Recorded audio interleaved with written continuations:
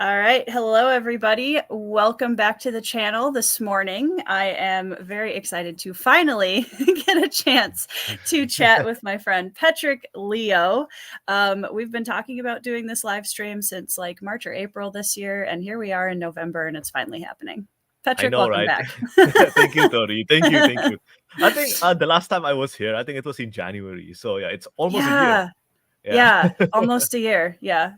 And I'm excited to chat because I feel like both of us have just done so many things this year. So I don't think we'll run out of things to talk about. Good morning, Anitha. Hi, Anita. Katie. Hi, Kathy. John from Talking Story. Oh, he has a great channel. I Keep it love up, his John. channel. Yeah. Great channel. I feel like, I don't know if you feel like this, but the 2023 new booktubers, I feel like just came in and just had everything figured out. They have these beautiful lighting setups. They've got the nice cameras. And I'm like, man, we can just retire. I always feel underwhelmed, when I see booktubers content because I just use my phone and then that's it. I have nothing else.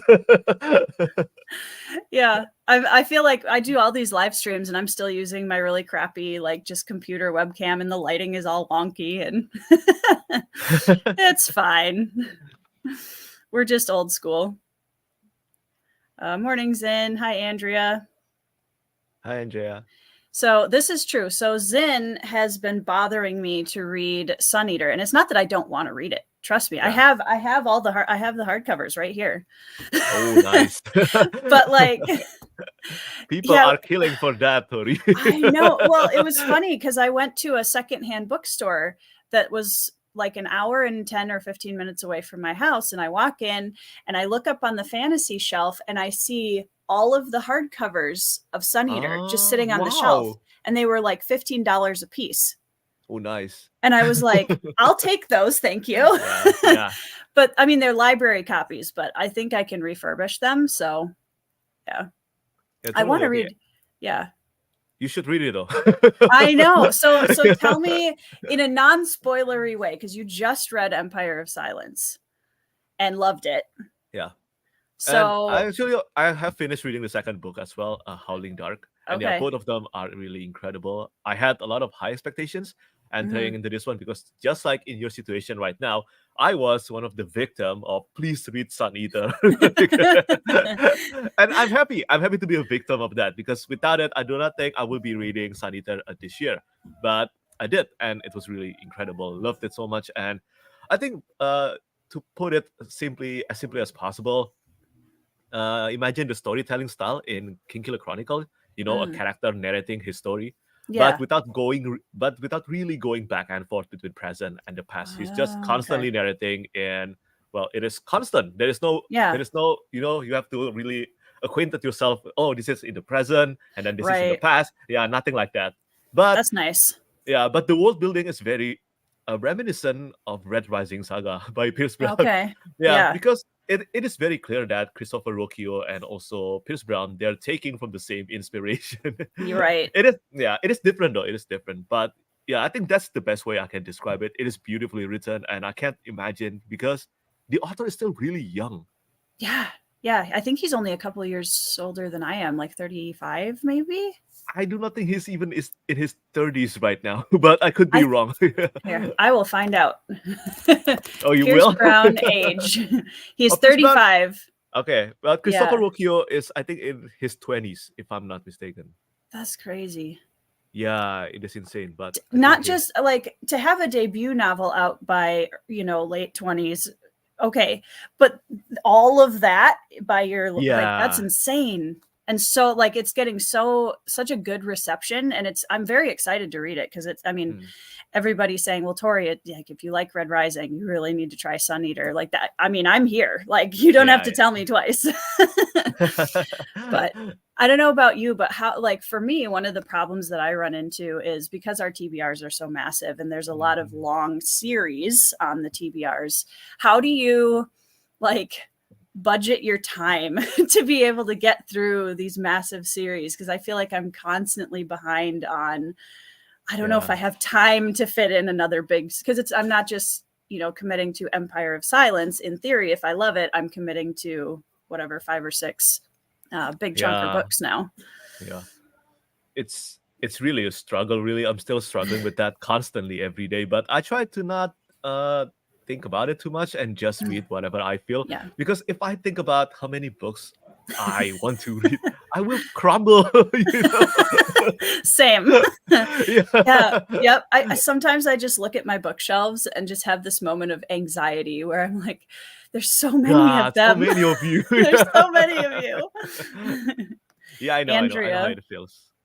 Rocchio has the potential to be one of the best authors out there. Imagine his writing ability in 20 years' time. That's what's so exciting, I think, about being on the early end of an author's career and getting to really see that arc. I'm just starting to get to that point because, I came in later to the fantasy genre with a lot of the big known series. So now it's been fun to see all of the new things coming out, and it'll be fun to see how it progresses. Yeah, I mean, think about it. Pierce Brown actually debuted in his, I think he was 27 or 28 when he debuted. Look how far he has. Well, we have seen his success and progress in his writing. Right. And he's still 35 or 36. It's incredible. Yeah, it's incredible. It was so I went to, he did a book signing tour here in the US, and I got to go to one up in the Twin Cities here in Minnesota.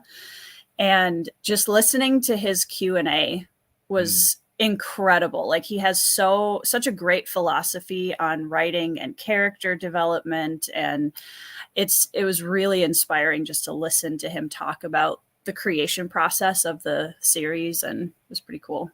Mm-hmm. Hi, Esme. If only we all can read like Esme, right? Right? I know. Whenever she posts here's what I read this month, I'm like, that's like half of my year's worth of reading in a month. Yeah, I know. Wild. I can't, Chris. No, I can't Chris. either. What do you usually read in a month, like generally? Before I have my booktube channel, it's definitely around 9 or 10 books per month, which I consider as impressive because I don't socialize. I don't socialize a lot. Okay? Yeah. Same. Yeah. But now, ever since I have my booktube channel, most of the time I read probably 6 or 7. Yeah. That's really the optimal number for my reading per month. Yeah, and that makes sense.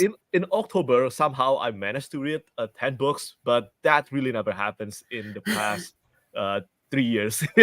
Yeah. Yeah, I feel like that's for me too. I think 6 is about a comfortable number because a lot of the time that you would spend reading is spent figuring out your review, writing your review, and doing the video and producing content for the channel. So it makes sense that would balance out. Yeah. Hi, Brian. Good afternoon or evening. Hey, Daniel. Hello. Rogue is in the afternoon. I 100% believe you guys. I know I'm gonna love Sun Eater. I'm just trying so hard to finish, because this month I'm gonna be finishing Greenbone. Oh, yay! And then Long Price Quartet I'll finish this month, and then also Last War by Mike Shackle. Oh, all finished? All finished this month. So wow, satisfying. It's so good. I'm so excited. Yeah. So then I can start looking at what I want to read in 2024. So I have a little bit of I get nervous about committing to saying this is what I'm gonna read in 2024 because I'm like, yeah, maybe I won't. I don't know. Are you pretty, like, when you set a TBR for the next year, do you stick to that pretty well, or do you kind of leave it flexible? I will say that as far as sticking to the, let's say, reading plan goes, I think I am good with about half of them. Yeah, and then for the rest, I just let my reading mood decide, because sometimes it changes, right? It just changes, like every month. Yeah. Yep. And I do mention that whenever I make that top 10 priority series that I want to read next month, next year, something like that, I always mention that although this is my feeling right now, but there is a good chance this might change. Like, for example, this year I said that I wanted to read Words of Light and Shadow by Jenny Woods. Yeah. I haven't even started it now. Right? Yeah, that's why I picked up the standalone, the To Ride Hell's Chasm. Which is one of my favorite titles of a book ever. I love it. And I'm just kind of slowly working my way through that. And it's nice to know that when I get to the end of the book, that's the end of the story. Yeah, I know. Yeah. That's why we need standalones. Right, exactly. Hi, Jeff. There are 2 novellas for Sun Eater? I think the third one is about to be released this month. Yeah. I have read the second one recently. Yeah. Yep. Yep. I believe that, Zen. I think when people say for fans of, you can assume that, like, because I like Red Rising, it's very likely that I'll enjoy Sun Eater, but they're still very different. Yeah. Completely. Yep, totally get that. Yep. Let's see. I'm trying to catch up on. We have some questions. Matt's Fantasy Book Reviews wants to know, Petrik, when will you be reading The Wandering Inn? Inquiring minds want to know. Thank you, Matt. And it is kind of funny. I did make this video. I think the title was "The Biggest Fantasy Series Is Not What You Think," and I put The Wandering Inn as the #1 spot, right?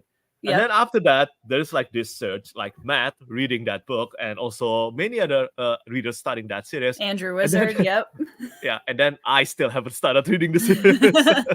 It's so long, though. It's so long. It's 11 million words long. Like, what the hell? Do you eat words? I can't imagine as a writer. I can't even imagine trying to keep a story going that long. That's incredible. It's insane. It is insane. And as far for this question, I do plan to start reading The Wandering Inn next year. But of course, I will not finish it next year. It is impossible.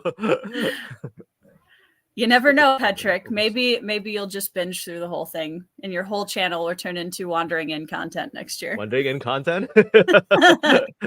Who knows? Maybe that will happen. Maybe. I do really want to read this series, though. It has been on my TBR pile for quite a while now, and I do like the premise and also the slow epic stuff that's going to happen, starting from a slow burn and all that. Yeah, hopefully it will be as good, and I will be patient. I heard that the first book is not representative of the rest of the series. Yeah. I feel like that's something a lot of situations like that. Yeah. I was just thinking of a lot of people that struggle with Gardens of the Moon for Malazan. As soon as they move on, they're like, oh wow, now it's a lot better. I know a lot of people that still love Gardens of the Moon, but for me at least, it was that way even when I read it the first time, where I enjoyed the first book, but it really was in Dead House Gates that I kind of fell in love with the series.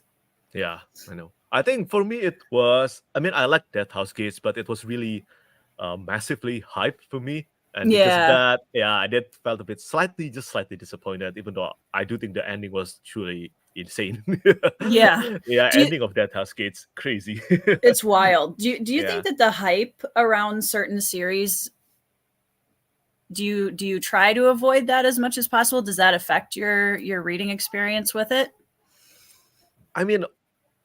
This is kind of the difficult thing, because sometimes without those hype, we won't even try reading a series. Right. Yeah, but at the same time, sometimes something that is too overhyped will result in us, having a decreased reading experience. So it's just a matter of finding out whether that will happen or not. Like the Sun Eater that we're talking about right now. Sun Eater is super hype for me. It is not talked about outside of the booktube sphere, not too much, but in the booktube sphere, it is probably a booktube beloved series, right? Yeah, for sure. Yeah, so I went into it with a very high expectations, and thankfully it still meets my expectation. But there are certainly some series that did not, unfortunately. Right.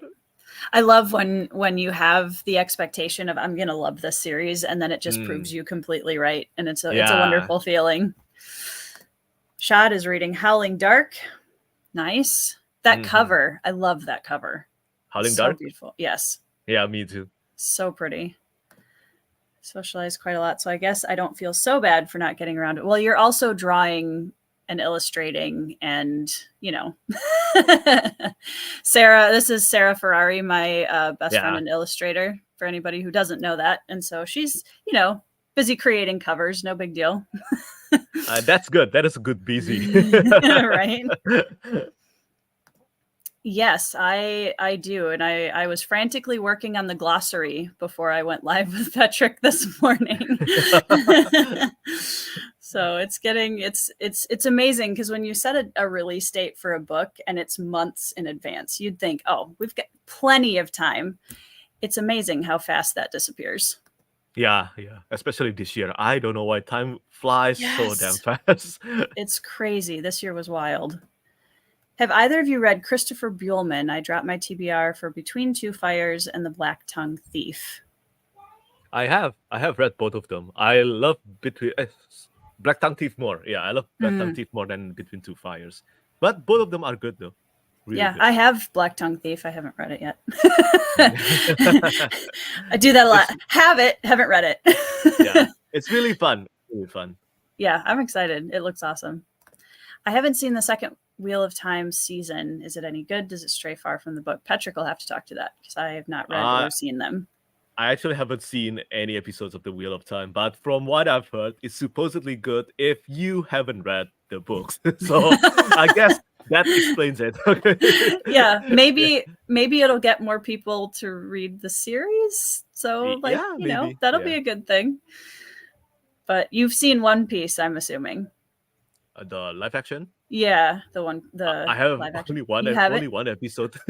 Okay. Yeah, did you watch it? I have seen the whole thing, yeah.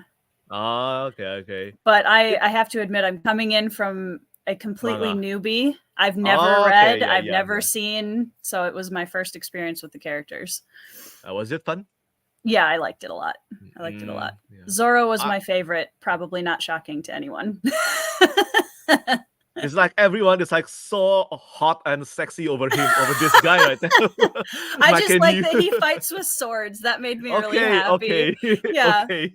And the actor who plays him, so I'm a huge fan of the Rurouni Kenshin live action films, and he plays my favorite character. Right? Yes. I love Venishi's character in those films. So the reason I watched it was actually because of him, because I was like, oh, he's going to be in it, so I know that it's probably going to be good. And yeah, it was good. It was very good. I liked Luffy a lot too. Inaki that plays Luffy is so good. So good. This is probably the unpopular opinion side from me, because I cannot really get used to the casting. Not all of them, but some of them I really cannot get used to it. Probably because I am too attached to the manga and the anime. But many fans of manga and anime really like the casting. So yeah, I'm definitely on the unpopular side. I'm just generally not a fan of manga or anime being live action. Yeah. Well, we've been burned quite a few times with that. Yeah. To put it lightly. Is it not amazing that Petrik has such an incredibly descriptive booktube voice, and he's doing it not in his first language? Completely blown away. Petrik, your reviews are thank you way more articulate than mine all the time, and I always watch your reviews. I'm like, okay, I'm taking notes. Thank you, though. That means a lot. Hi, Caden. Caden also has a book releasing soon, if I remember. I can't remember exactly when. It's Elegy of a Fragmented Vineyard. Yes. Vineyard. Okay. Yes. I remember that. Yep. I was like, I know the words. I want to make sure I put them in the right order. Yeah. And it is a long title. It is. Yeah. It's a really beautiful, like, I enjoy seeing titles where, because, I'm one of the authors that was like, The Bloodstones, which fits my book, but it's a very fantasy title. Yeah. I get what you mean, though. Yeah. If Blood King, Ash, Blood King, Shadow, Raven. Yep. So I appreciate authors that swing a little bit towards the like, oh, let's try something different. Let's see. Just read Lesser Dead. Yeah, I think Petrik, you've done some videos about like recommendations for really good fantasy standalones on your channel. Yeah. I do think that standalones, well, we need more. That is great, of course. We need more of them. Yeah, I'm glad that it seems like a lot of authors. I love the big series because if you fall in love with them, you just want as much content as you possibly can get. But it Yeah. is also nice to have a lot more trilogies where you like it's not quite as big of a or long of a commitment. I think for me as a reader, I just like to have varieties, and we have all Yeah. the options. We have all the options now. You want long series, you want short series, everything is there. Yep. That's exactly what I thought of, Shad, because once you fall in love with a series, then you just want to keep reading.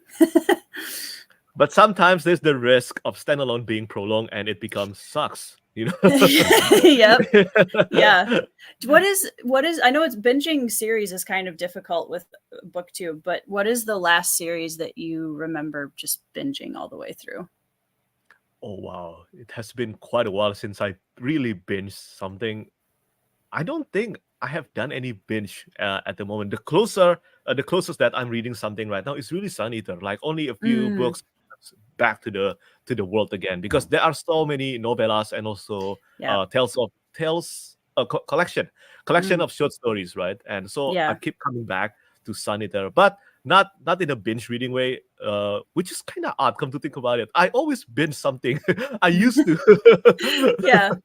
Yeah. Prior to BookTube, I would just get a book, love it, and just binge through the whole series. And now it's like, oh yeah, I read book 1 of that last year.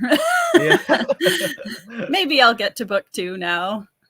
It is something that I did not expect though from starting a BookTube channel. Like I did not expect my TBR would explode this insanely. It is just insane. It's wild. Like people said that, oh, Petrik, your videos and recommendation make my TBR explode. Now imagine me getting recommendations from thousands of you. Right? Yeah. Yeah. Yeah, because you are very close to 30,000 subscribers, which congratulations, by the way. That's incredibly well deserved.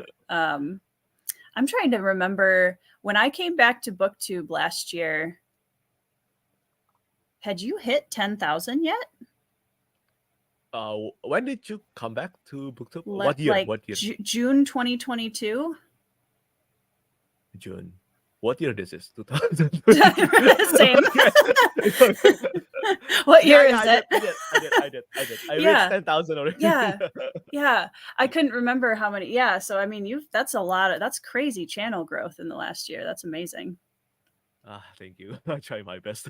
It's very well deserved. There was a question for you I wanted to grab. Rogue wants to know, any plans for R. Scott Baker's Second Apocalypse? Yes, absolutely. Next year will be the year I read Second Apocalypse, at least the first trilogy.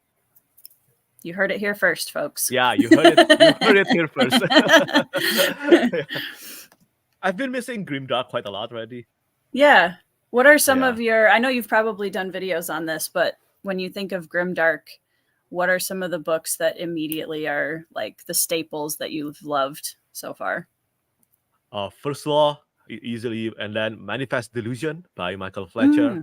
That always comes to my mind when I think about Grimdark. I think when it comes to fantasy novels, that's really the grimmest that I've read so far. Yeah. It's so filthy, disgusting, but also so compelling. It is crazy how he did it. Yeah. When are we discussing the Vanished Birds? Yeah, we really should do that. Oh my god, I forgot to reply to Evie. Sorry, Evie. My notifications are so insane lately, and it's been really difficult for me to get back to people.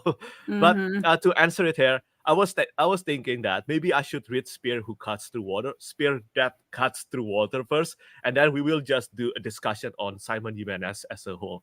And yeah, for those of you who are watching this right now, you should read The Vanished Birds. It is so wonderful. Yeah. Evie's been, I mean, I'm in a lot of groups with Evie, and I've been hearing the name of this, and I was trying to decide because I know that she really likes both Vanished Birds and Spear That Cuts Through Water. So from what I've heard, I think starting with Vanished Birds would be a good idea. But I mean, Evie can definitely correct me if she thinks I'd like the other one better, but oops. I got my books because of Evie. Evie sent them to me, and I'm really thankful. And now I cannot wait to read A Spear Cuts Through Water, most likely early next year. Very excited. Yeah. I'm excited to. It's always fun at the end of the year because you're kind of tying some things up, and then going into 2024, I'm like, ooh, what series am I going to read next year? Yeah. So you mentioned R. Scott Baker. What are some of the other series in 2024 books that you're really excited to get to? Besides finishing Sun Eater, obviously. Yeah. There is, of course, finishing Stormlight Archive. Book 5 should be released, right? But when it comes to new series, I think right now on my mind, I have a Gunmetal Guts by Zamil Akhtar. Zamil Akhtar. Yeah. Yeah, that series, I think Zamil has confirmed it will be coming to an end next year, so might as well dive into it. And then what else? I did write this down, but I forgot now. What about you? Let's see. I'm looking at my shelf quick. Actually, I pulled a bunch of them. So I want to start Philip Quaintrell's Echo Saga next year. Sun Eater is definitely on my list for next year.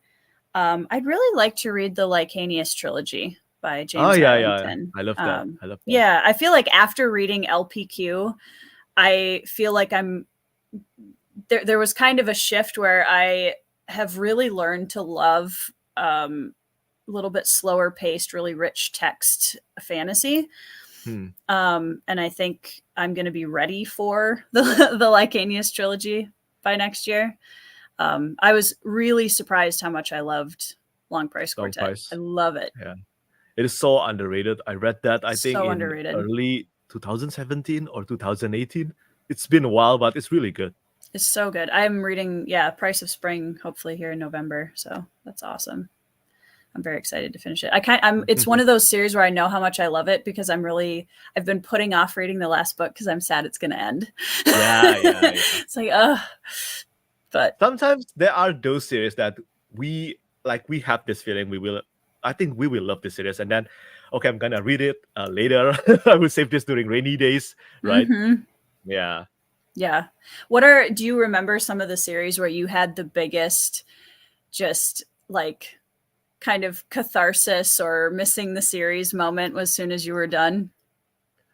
I think for me, it was The Faithful and the Fallen by John Gwynne. Yeah, when I finished that series, I immediately just, oh my God, I want to read this series again.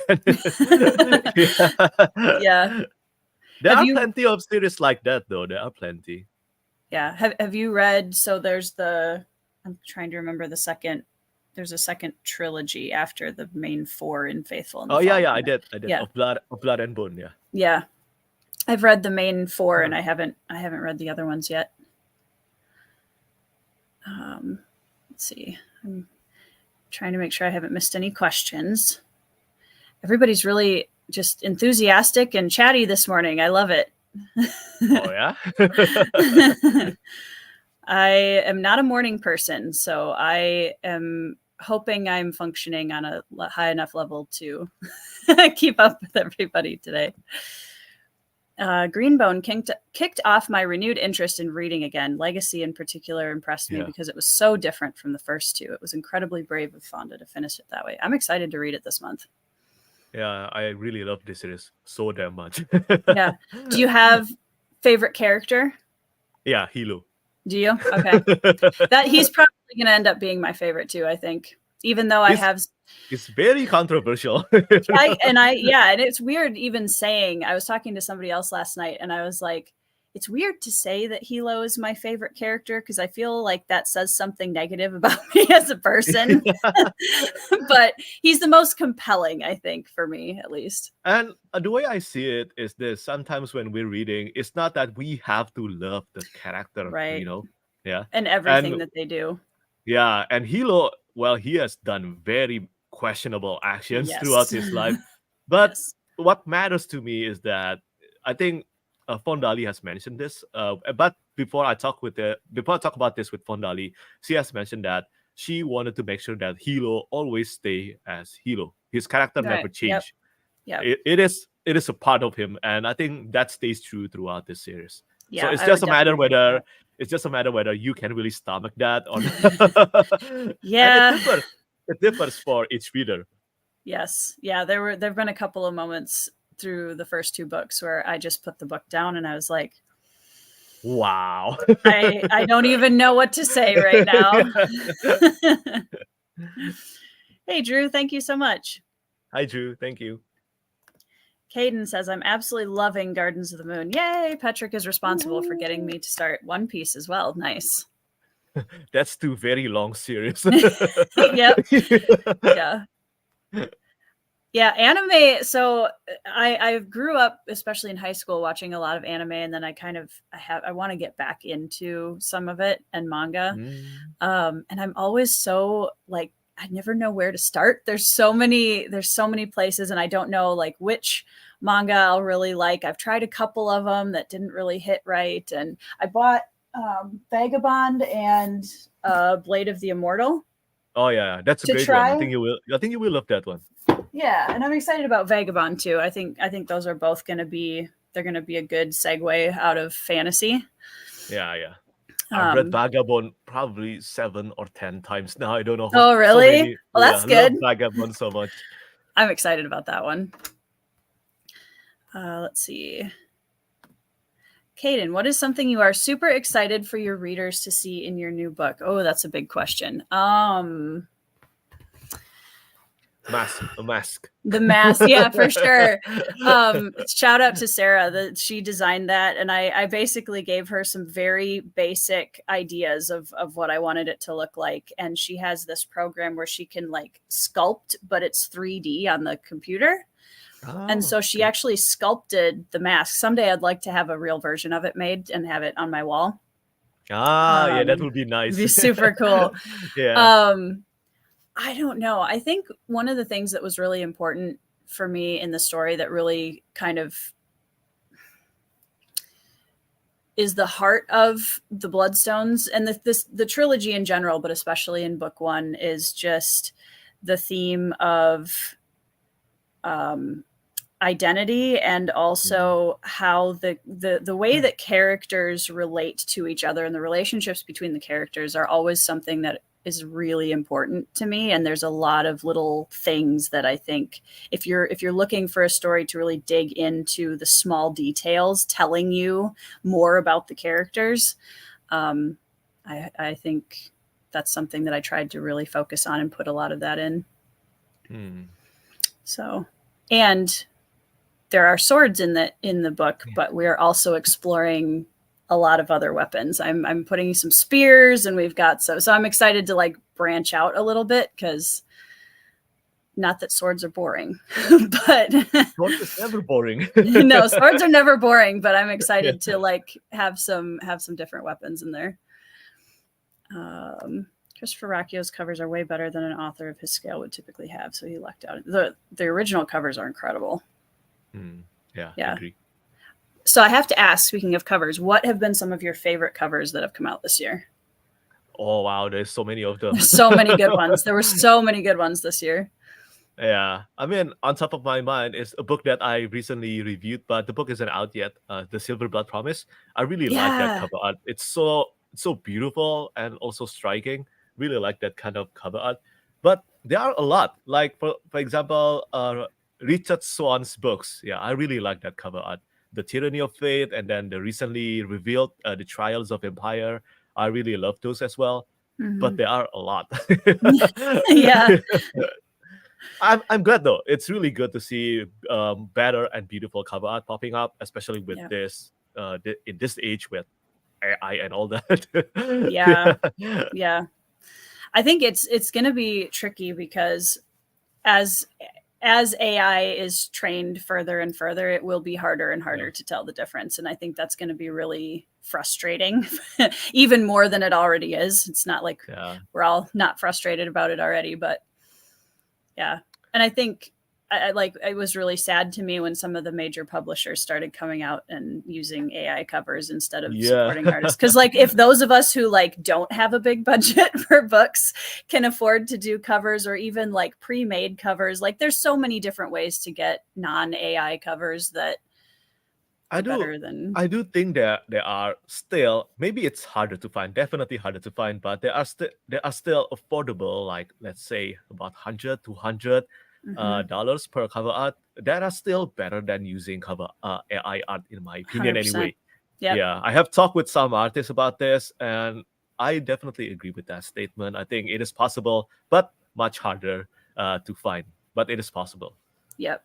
Well, and even like, I've known people that have done some really nice, simple covers for themselves on like Canva or whatever. I'm like, Yeah. it's just to start out with. There's a lot of other options that can work. And come on, I mean, you're self-published. Self-published has the option to change your cover anytime. Anytime. Yep, Yeah. exactly. Yep. Well, and I think Kickstarter is just going to continue to become more and more of a usable platform for indie authors. Yeah. I mean, it's clearly working well for a lot of authors already. It is not working well for readers' money, though. No, I totally agree. Yeah, how many Kickstarters have we backed this year, Petrik? I don't know. every time I do my SFF spotlight, there's always like 6 or 8 Kickstarters to spotlight. It is insane. I know. AC Cobble, if it is, I blame AC Cobble for this. If you're watching this, you are in charge of doing all these Kickstarter projects. I know you have yours already too, but this was, yeah. I'm so glad that I backed this one because it's amazing. I haven't even read the book yet, and I was like, there's no way I'm missing that one. Yeah, it's beautiful. That's another one that's going to be, I'm going to read it right away in 2024 is Sword of Kaigen. It's ridiculous that I haven't read it yet. Yeah, I think I will do a second read of the Sword of Kaigen soon. It's been quite a while. Because that's still your favorite self-pub, right? Yeah. It's amazing. That would be really cool, Sarah. You should definitely do that. Yeah, do it. Yep. Palmer says hi. Hi, Palmer. Okay, I'm going to make sure I didn't miss any questions in here. We have been... Everybody's been chatting about... Go Palmer ahead. is super kind. Is super kind to me. Palmer's wonderful. Yeah. She found some Jade Setter of Jan Loon novellas in hardcover and sent me one, which was super nice. Nice. I don't know if I will ever get my hands on Jade shards, but we could hope. That's the weird part is like, even with, Sun Eater and even Malazan, it blows my mind that some of these books are out of print and like you can't get them anywhere. I know you can get the ebooks of the Greenbone novellas, but it's not the same. Yeah, it is not the same. You've probably had to expand quite a few bookshelves into your house with how big your TBR is. Yeah, it is. I mean, I'm grateful though. I'm really grateful that I'm now in a state where I can actually, I don't have to actually request now, which is, I'm not trying to brag here because this is years of hard work. Okay, yes, hundreds absolutely. and hundreds of reviews, and I'm glad that I'm finally at that stage now. Especially because I'm in Indonesia, okay? When people hear that I get sent books and I live in Indonesia, they were shocked, and understandably, because this is not something that happens quite often. Yeah, usually publishers hears that I live in Indonesia. Okay, goodbye. It used to be like that. It used to be like that. It's still crazy to me how expensive shipping can be. Even between the United States and Canada, for me to send a book to somebody in Canada, and I have a lot of, reviewer friends there. That's wild how expensive it is. Why is it expensive to send books to Canada? I thought you are really near. We're right next to each other. Yeah, you think it would be really cheap. I can see where, me sending a book to Indonesia, that makes more sense. But like Canada is all just incredibly expensive. It's so weird. So weird. And I was talking to Kay from Kay's Hidden Shelf last night, and she was saying like even within Canada, for them to send books or anything to each other is really expensive. So it's not even once you get into Canada, it's still expensive. Time for me to once again promote Builders by Daniel Polanski, standalone, about 200 pages, grimdark Redwall. I have that on my Kindle actually. Yeah, I think me too. How many books are on your Kindle, Petrik? I don't know, Tony. So here's the thing. This is why I'm able to actually read a lot of books, and this is really thanks to my co-blogger, because without her, I do not think this would have been possible. back then in 2017. So I have my own blog, right? Noble Notions. My co-blogger, she lives in USA, and she buy a lot of books, and I'm talking about thousands. So right now, she share her libraries with me. So now I have access to all these Kindle books that, well, it is impossible to read in my lifetime. Right? Yeah. I know. I wish we could clone ourselves just to read more books. Like, here's 2 more Tories that can read in the corner while I'm doing something else. Have you read Guns of the Dawn, Petrik? Not yet. That is something that I would really like to, yeah. Obligatory buddy read. I mean, if the schedule match, let's do it. Yeah, for sure. I think it's only one it's a book standalone. Anyway. Yeah. I've heard a lot of really good things about it. And one of the things that I'm really interested in, because it seems like, and I don't know how much Tchaikovsky you've read. I've read Ogres, and that's it so far. It seems like he just has such an incredible variety in the different series and books that he's written. He read so many fantasy and sci-fi, and well, he really is like Sanderson. Yeah. I don't know how they do it. Hi, Trace. Chadia binged LPQ. I can totally understand that. Oh, look at that rabbit. So cute. Guns of the Dawn. It's been 2 years and still one of my favorite standalones. Incredible. Yeah, maybe we should figure out a time to buddy read that, Petrik. Yeah, let's put it in next year. Okay, sounds good. It's in. My people will talk to your people and we'll get it arranged. and then we both don't end up reading it next year.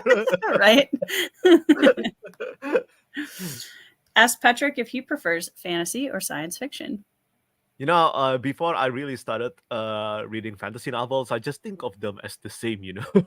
Yeah. Well, the difference is only that science fiction do have more technologies, but at the core, they're really kind of the same. Yeah, in a lot of ways.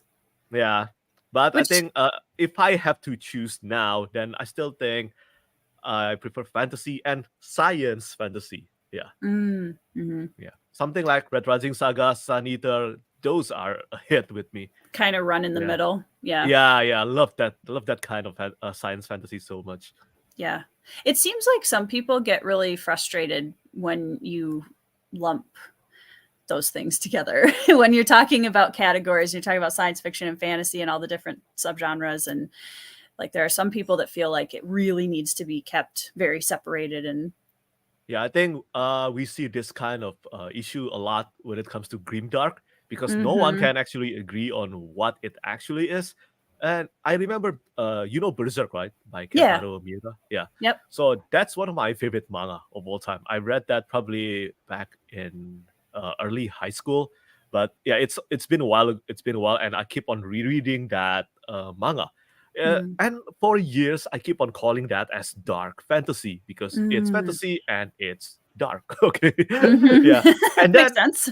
Yeah. And then I started reading fantasy novels. I started doing reviews on Goodreads, right? People started messaging me, is this dark fantasy or is this grim dark fantasy? And then what's the difference? Right. Yeah. And people are so uptight about that. Yeah, I was talking to John Morrow, and we had a little bit of a discussion about grimdark when we were reading. We've been doing chats about The Last War by Mike Shackle, and Mark Lawrence had I think an article about this on his blog at one point, but he was kind of discussing grimdark and what it means. And John brought up that it's almost more of a tone of a story than an actual subgenre, because a lot of people kind of refer to it as a subgenre of fantasy, but it's, you know, you can have grimdark in multiple genres. So I thought that was kind of an interesting way of looking at it and made kind of more sense than trying to subgenre grimdark. Tone is really important, I think. Like what separates YA and also coming of age epic fantasy, it Exactly. is the tone, right? Exactly.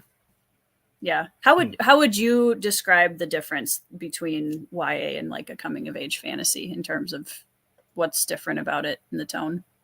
sometimes people said that when it comes to YA, it's always features like those annoying tropes that we often see in YA, like love triangle, and then Yeah. falling in love at first sight, and then probably miscommunication. Come on, think about it. Those are in the wheel of time. Yeah. So, but why is the wheel of time not categorized as YA? And well, all I can say is the complexity and the Yeah. details of the world building that is very important as a distinction. YA is much easier usually. Yeah. And unfortunately, I have to say, unfortunately, sometimes people do judge by the gender of the author. Okay. Yep. Yeah. Nope, that's That totally true. I think in our time and days that doesn't happen as often as before. Back when I started, and not gonna lie, I have been guilty of this myself. There were times where I have been guilty of this, but it was much worse back then. Yeah.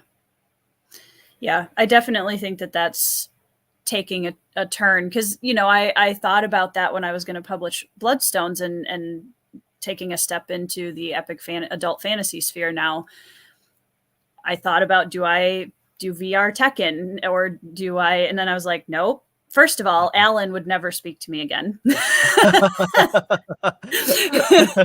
But also it was one of those things where I feel like we're at a point where I don't feel any nervousness putting my just name on the book. I don't think it's gonna, and the people who'd be like, oh, I'm not gonna read that, I don't know that I want them reading the book anyways. So it's fine. I was gonna, and I don't know how much of this you can talk about, so obviously at your own discretion, but how did that come about? For anybody who doesn't know, Petrik is working with Broken Binding on the details for their upcoming Malazan production, which is amazing. I'm very limited in what I can say, but let's just say about how I actually got it. I think it's okay. But I've been friends with the Broken Binding for quite a while now. Now I'm not saying that they're always perfect and in everything. There are certainly, of course, when it comes to special edition and all that, and also company, of course, there is an issue. Like some people have voiced that the Broken Binding customer service still need improvement, and I agree. It definitely can benefit from that. But when it comes to passion and also determination to actually publish great books, a great adult fantasy, adult and epic fantasy, Broken Binding is really nailing it right now. And I've been friends since the conception. If you go back to my channel, you can see Broken Binding when it was still nothing.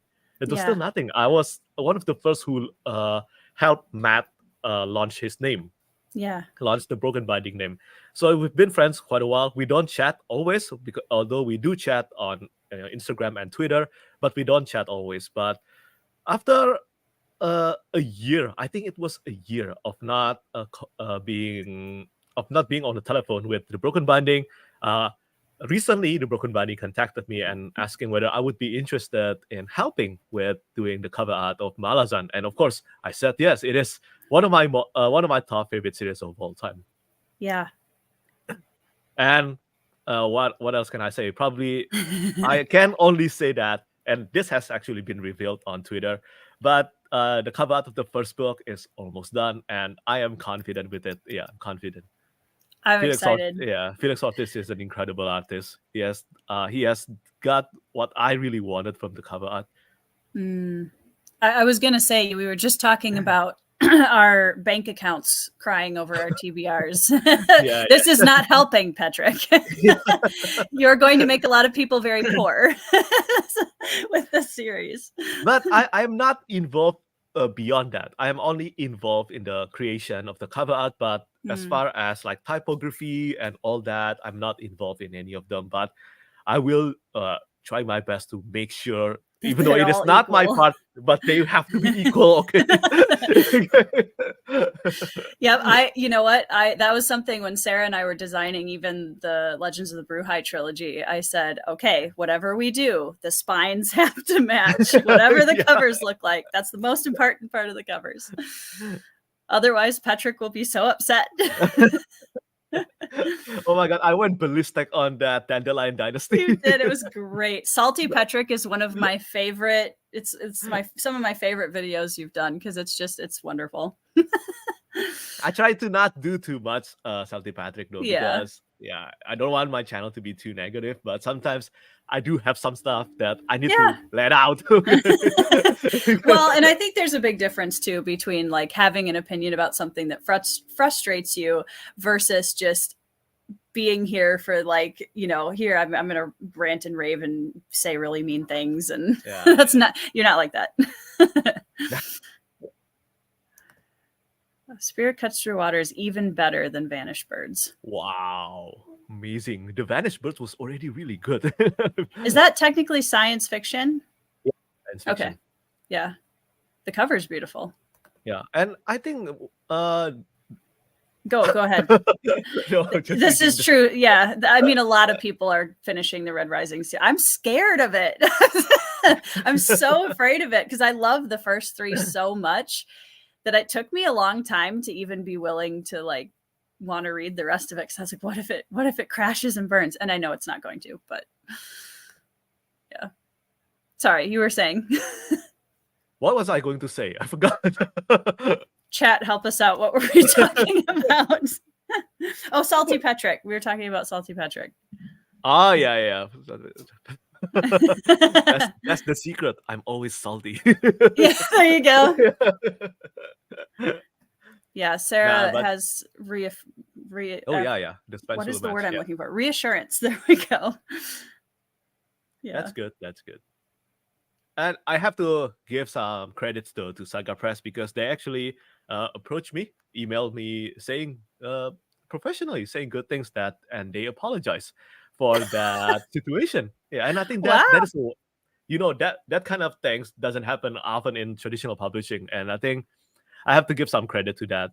And they actually fixed the spine on the paperback. Oh, did they? Yeah. So, and if people ever wonder if booktubers have any clout, clearly, especially Petrik. Being salty apparently works. I never expected that result. Oh, man. Let's see. Hi, Kay. Hi. I think one of the things that drive me nuts about the Dandelion Dynasty is that because I have been waiting for that final book for many years, and then when it came out, dang, and it looks like that. Oh my god! Yeah, the disappointment was insane. I have been waiting for 6 years, and you gave me this spine. Salty Petrik takes over.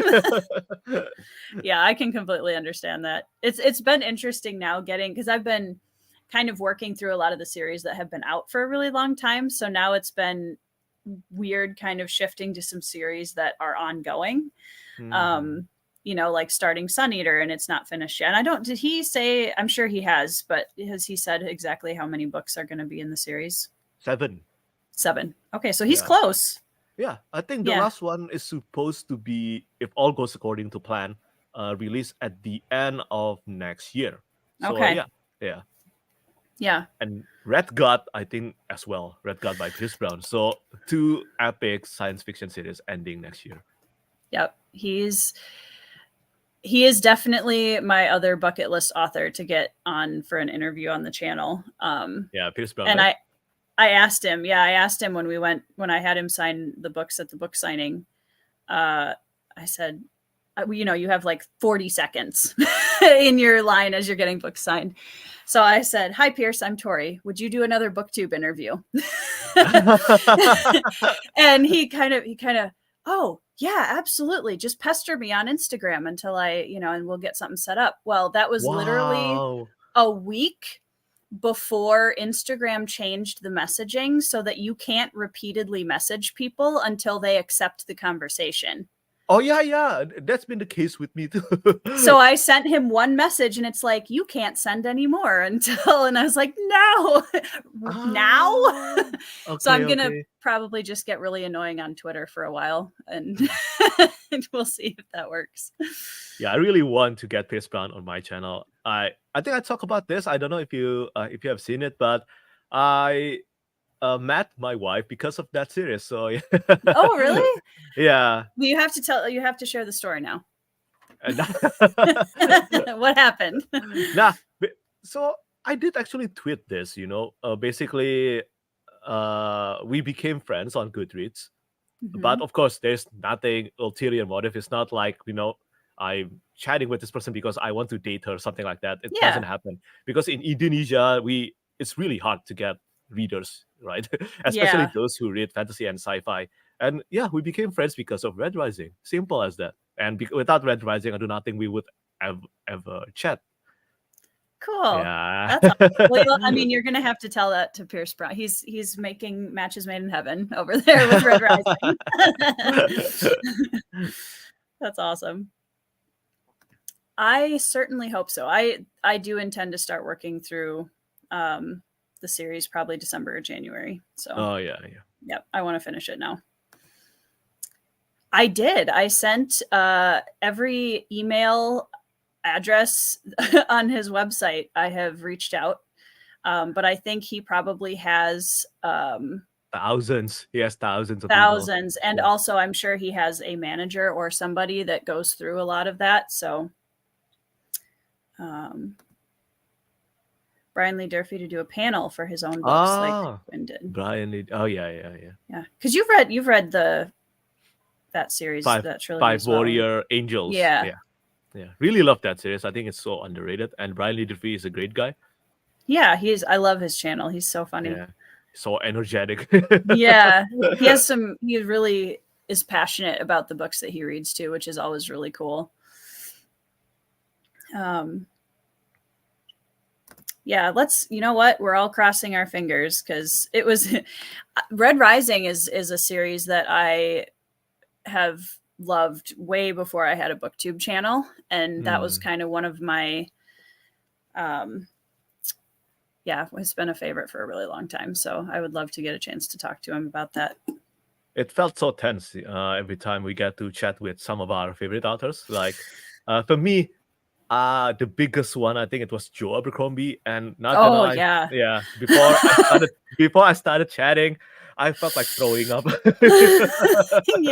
I was the same way when I had Steve Erickson on the channel, because I was like, 10 years ago when I was in college, I remember telling my husband, someday I'll maybe go to a fantasy convention and see him speak on a panel or something, So the fact that we went from that to actually getting a one-on-one conversation on the channel is just wild. Steven Erickson is another guy that I still want to chat, but for the same reason, I feel super nervous. He's so nice, Petrik. You should absolutely ask him. He is so nice. That was something that, within a few minutes of the interview, I felt a lot more comfortable, and just he's very, very low key, very kind person, and he loves talking about writing. So he's great. Yeah, you definitely should. So for interviews, what's your kind of process when you're going to interview an author? How do you have a specific structure that you try to work from, or what's important to you when you get a chance to talk to them? I think it depends though. I try to always interview authors that I have read their books. Yes. Yeah. If I haven't read their books, I try to not interview them because it just feels weird. What if I interview and then I end up disliking their books? Right. Yeah. And because I have read their books, I think conversation is so much more easier. But I do have some, probably 5 or 6 like main questions, but those aren't necessary. Usually just let the conversation flow by. Yeah. Do you have a favorite I don't know if you can pick favorites, but some favorites from the author interviews you've done that were just really fun ones? I would say Joe Abercrombie is really great because I was so nervous, right? And apparently he's a very hilarious guy, just like... He's so funny. Some part of it, we can tell from some part of his books, even though they're dark, but he's also hilarious. And I like that. And then there's also R.J. Barker. Yeah. R.J. Barker is a great guy. He's so funny. And of course, Christopher Buehlman. Oh, sure. Yeah, I read The Black Tongue Thief, and then for The Broken Binding, I interview him. But wow, he's so fun. He's so fun to chat to. Yeah, very interesting as well. Because the R.J. Barker, The Age of Assassins, is one that very recently Andrew's Wizardly Reads had read, and said, Tori, you need to buy this immediately. So I bought it because, I have no self-control when it comes to friend recommendations. Yeah. But yeah, I'm excited to read because it seems like Age of Assassin, and then he also did the Tide Child trilogy, right? And those seem so different. Yeah, they're completely different. I was taken aback when I started reading the Bone Ship because it was just so different compared to the Wounded Kingdom trilogy. Yeah. That's, I think, still my favorite Broken Binding edition they've done so far. They were just beautiful. Yeah. Beautiful. Do you have a favorite? Right now, probably their Broken Binding press is doing really well, and I like that because they're helping indie books getting the premium edition treatment, and I love that without doing Kickstarter. And I love that. And then there's, I think, when it comes to their subscription stuff, probably really, Tide Child probably has to win it. That their edges are insane. Yeah. So one of the things that I was going to ask you, because I went back and I watched your BookTube introduction video yesterday, and one of the things that you said was that making the channel and like you've been doing these reviews and you'd kind of gathered a following at that point, and jumping into YouTube, you said, was out of your comfort zone. Do you feel like you've been here for well over almost 4 years now, right? Yeah, 3 years. Yeah. So do you feel like that's something that you've kind of found your comfort zone with BookTube? I wouldn't say that I'm very comfortable with doing BookTube yet. It always feels weird talking in front of the camera. Yeah. But I'm definitely feeling better, especially I think when it comes to English pronunciation. I do think that I have improved when I look back to my that BookTube introduction video. It was so damn bad. It was nice. I liked it. But I like keeping that around because I can compare, have I improved from this? And I do think that I have improved confidently. I can confidently say that, and I'm happy with it. But when it comes to being comfortable, I do not think that I'm super comfortable yet talking in front of the camera. But there are plus side and downside from doing this. And one of the things that I appreciate the most is that my English speaking skill do get used. Because without this, I don't speak English in daily lives. And when we don't use our language, no matter how fluent we are, we lose those abilities. Right. Yeah. Well, I know a lot of people who either are just starting BookTube or are kind of nervously thinking about, well, what if I might want to do a BookTube channel, but that first video is such a huge hurdle. So for somebody who, has been in it for 3 years, you have a huge following now. What would you give as advice to new booktubers? I think do not try to be a perfectionist. That is one thing to remember. It is pointless. You will suck. Okay. Look, you'll probably do much better than me. Not gonna lie, but it won't be as good as let's say after you've done so many videos. Yeah. It won't be. Do you agree with the statement that the first video is the hardest, to just get yourself out there? Yeah, I think every time a new series of videos, like starting a new channel and then starting a new series of videos, starting a new interview, those are always the hardest. The first one are always the hardest. Yeah. And then after you do it, you probably realize, this is actually not too crazy. Yeah. Yeah. Do you have a favorite type of video that you do on your channel? Like, what's your personal favorite content to make? Right now, probably SFF Spotlight. I do like making those, even though they're very time consuming. Not gonna lie, but very time consuming. But I do like making those because I know. So here's one of the things that I like about doing reviews and also doing BookTube channel. I want to know that what I've done, what I've created, like reviews and all that, do actually help other people in some way. Like that's why until today I still never get tired of people messaging me suddenly saying that thank you so much for recommending this has become one of my favorite books. Those are really at the end of the day why I do this. Yeah, and I think that's why SFF Spotlight, because I know they are also helpful to viewers. And other than that, probably top 10 lists, something like that. Yeah, those Mm-hmm. are always my favorites. Unfortunately, reviews doesn't do really well on YouTube, I and know.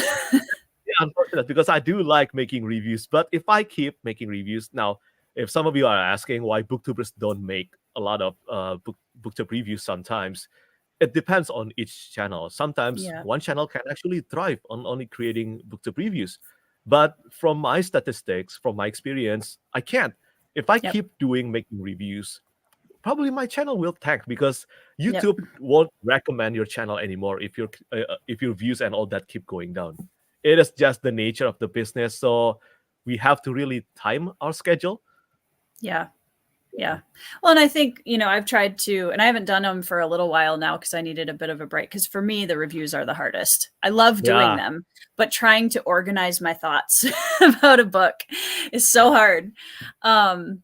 And I've tried to kind of sprinkle them in here and there. And that's one of the reasons why I think I've put more effort into my Goodreads reviews, and I try to post on Twitter so that even if I'm not doing a video review for each book that I read, they're still getting, I'm still trying to bring some exposure to them. And but yeah, they do definitely. It is funny because they're not big performers on the channel for sure, I know, which I is know, hard. and they're not really easy to make. You have to think, you have to write, and yeah. Heidi says, Petrik, I loved your interview with Ryan Cahill in person when he ranked his books. I'm always recommending it to other bound in the. Yeah, you got to meet Ryan Cahill this year. That was a big thing. Thank you so much, Heidi. Yeah, it was an experience. That was literally the first time I met an author in person, and really, it just feels like two fantasy fans talking with each other. Yeah. It's nice when you meet somebody new and you already have that common ground of something you both love that you can just immediately start talking about and go for hours, because that's usually what we do. We end up spending an entire day together, and that's really fun. Hopefully we can do that again, and hopefully I can do that with you and other authors as well. I would love to visit Indonesia. That would be amazing. Yeah, it's on my bucket list. Okay. I just need to sell a lot of books, and then I will be able to fly over to Indonesia. You can do it. Yeah, it'll be good. Well, and kind of going, Brian's just about to start up a booktube channel, so I that advice for new booktubers was pertinent for him. Okay, do it.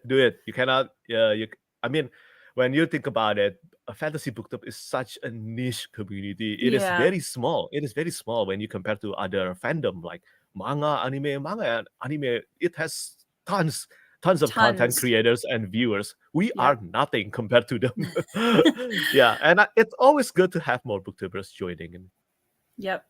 It's always fun because you can have 10 different people read the same series, and they're all going to have really interesting and unique perspectives on it. And that's fun. And I mean, it's speaking to when you were talking about wanting to really just help. And that's kind of why I started doing the author interviews, and because regardless of how well they do on the channel, which I don't really care about, it's more, I want to make sure that I'm helping my audience find new authors. And also a lot of the authors that I talk to haven't done, booktube interviews before. They're very new to booktube interviews. And it's nice that I hope that they then can have that as something they can use to send other people to say, here's an interview of me talking about my book, or, that kind of thing too. But it makes a huge difference. And I mean, you did my cover reveal, and thank you so much for that. Yeah, you're welcome. And I mean, I have a pretty 1,500 now followers on Twitter, but boosting it through your Twitter platform, I mean, the cover got like 30,000+ views on Twitter, which was just amazing. Wow. Yeah, I know. I looked at it the other day. I was like, his might get 32,000 views. Holy buckets. Which, a lot of that is, again, shout out to Sarah, but having that platform to really boost these authors is just, such a gift. And I thank you so much for everything you do especially for the indie community. Yeah, you're welcome. It's not, I mean, I try to always help if I could, but do understand if you're watching this and you're a self-published author. I'm only one person. sometimes I can I Yeah. sometimes I cannot do everything, unfortunately. Yeah, that's fair. Yeah. Yeah. Well, and I think that's why, again, it's important to have a lot of people within the same community that can all Yeah. use, we can all share those different, the different things that we can do to boost each other. And that's something that's really lovely about the indie community, I think, is just that everybody's typically very supportive of each other. Yeah, totally. Let's see. Fox says, yep, I had German in school as a third language and I very quickly forgot it because I didn't use it. Yeah, that's the thing. That's why I have decided. And back then it was pandemic, right? It's pandemic, and I couldn't do anything. So you know what? I will do it. I'm not gonna lie. Back then I kind of hit a rut, when it comes to writing reviews, because Goodreads, even though I have more than 50,000 followers there, which is a lot. That's a lot. That is a lot. But the engagement and the interaction is really low on Goodreads. Yeah, even though I think they do check the reviews, because I can actually check like how many people added the books to their TBR, and yeah, those numbers are always great, but it still feel a bit lifeless, I guess. No interaction. Yeah. Yeah, that makes a lot of sense. Well, I mean, when I think of it, I use Goodreads to just organize the books that I'm reading and write reviews, and it's not really a place where I socialize. Yeah. I think many people are the same, and I guess me too when you think about it. Rogue says, you convinced me to read Bound in the Broken, Petrik. Yeah, do it. It's really good. I like watching reviews, but at the same time, I don't want spoilers for books I haven't read. Yeah, that makes sense.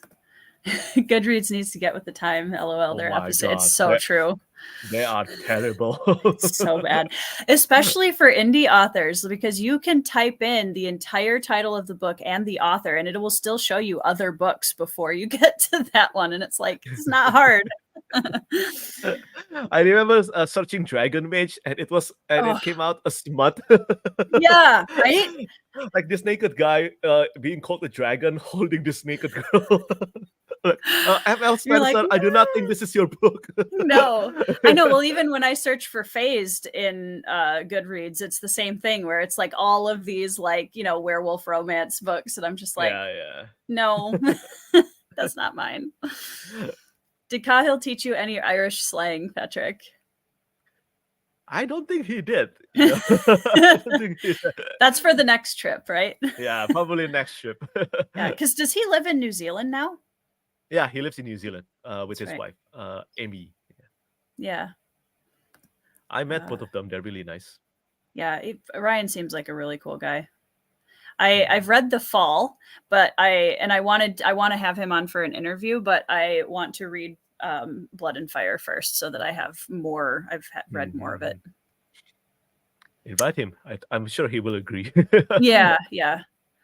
I love that that's something I really love to see that a lot of these authors that are, at the top of their game with indie fantasy are still really active, helping people. That's really cool. Goodreads looks like a website from the late 90s and it's owned by $1 trillion company. Utterly shameful. I don't disagree, Zen. It's true. Yeah, Face has, when I was looking for book comparisons, when I first wrote it, oh man, Sarah and I had a whole evening where we were just reading, laughing and reading all of these synopses of werewolf romance books. And we were just like, oh man. Yeah, good luck finding even if you type the exact title. Yep, absolutely. Yeah. So since you've started your BookTube channel, do you feel like your taste in the books that you like has changed? Like, would you say your tastes in fantasy have changed at all? I don't think so, but I'm happy to say that I definitely have encountered many fantasy series and sci-fi that I wouldn't have encountered if I didn't start my BookTube channel. Yeah. What makes a 5-star read for you? This is something that has been asked quite a lot, but I don't have I don't need the book to be perfect to give them a 5 stars. I really don't. I just feel this is such a weird topic. I get this I get Well, asked this five quite a lot. star. Yeah. Whatever you're fine. What makes you love a book? I mean, it's just kind of sometimes hard to describe because Yeah. sometimes I absolutely loved it. I felt compelled throughout the book. I love all the characters. That's it, 5 stars. And Yeah. then people sometimes come to me saying, Petrik are always too nice and all that. He doesn't do negative reviews. Have you seen my 1-star reviews? Salty Petrik. Yeah.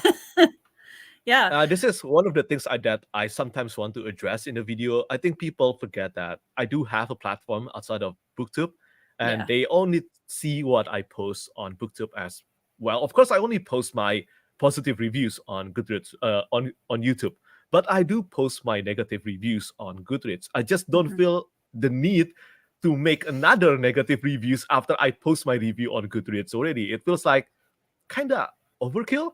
I want to give my honest thoughts, not trying to destroy the author's career. Right. Yeah, something like that. Okay.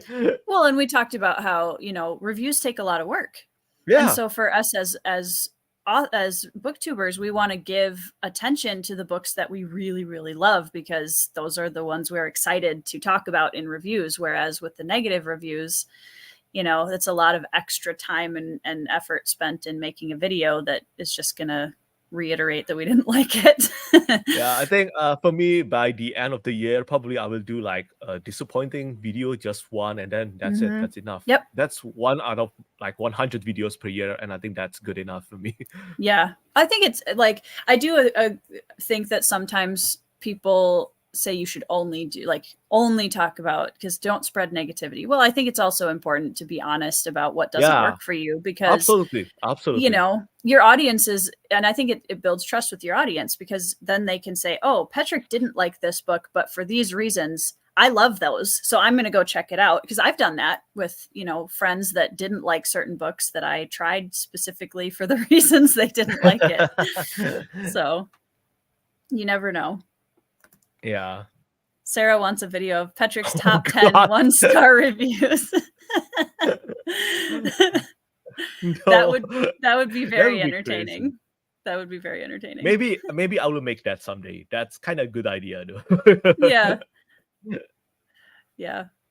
Well, I know that you have a birthday party that you wanted to get to after this, so I don't want to keep you too much longer. But is there anything, can you tell us what you're reading right now, and a book that you've read recently that you think everybody should check out?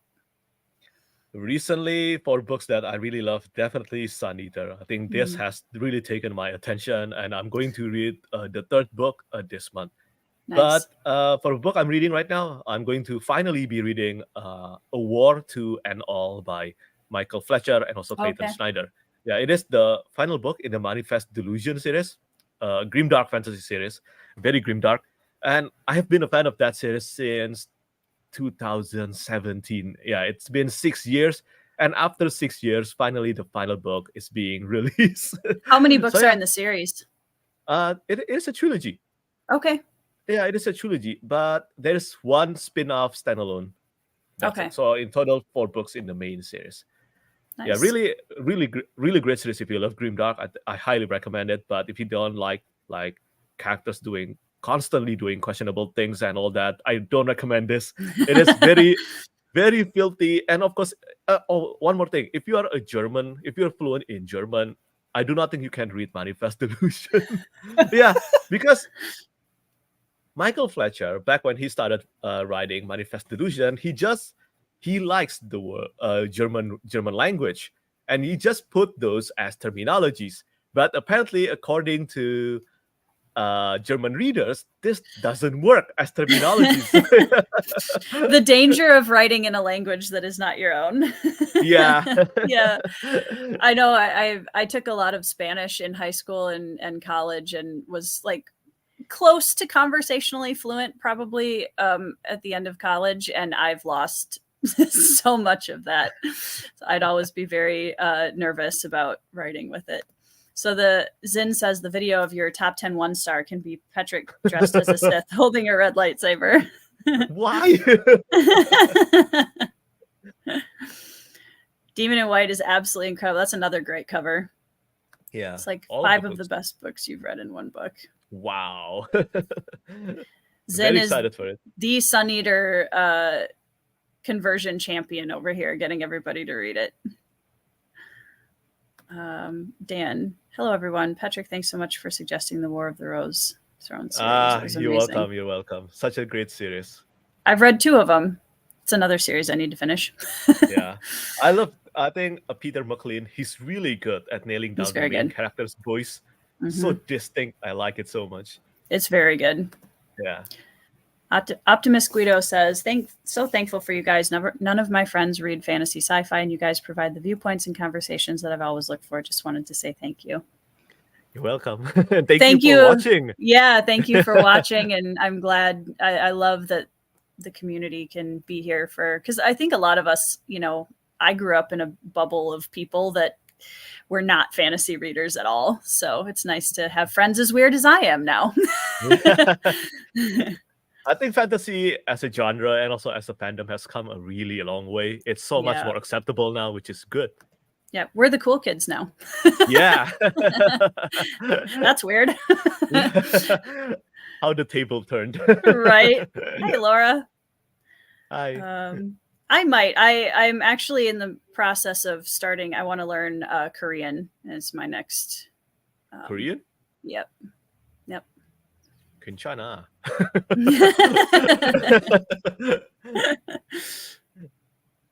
Yes, and thank you, Sarah. This is why I say that Sarah is my brain, because she helps me remember things. So yes, anybody for whatever reason, if you are not already subscribed to Petrik Leo, which you should be if you aren't. Thank you. Go down in the description box below. I have a link straight to Petrik's channel, and he's got all of his links to his blog and Goodreads and all of that there.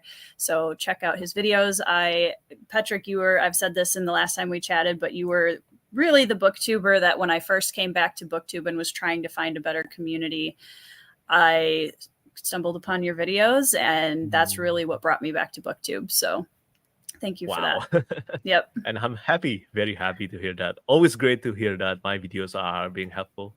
Yeah, and absolutely. Thank you so much for having me here, Tori. It's been amazing to go back to this channel again. And I hope to go back to this. Let's schedule the buddy read, okay? Yes, before our 2024 gets crazy. Yeah. Petrik was one of the first. I think Petrik invented booktube. We'll just go. No! No, I don't. You heard it here first.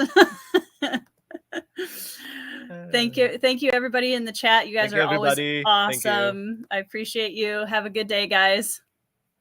Bye.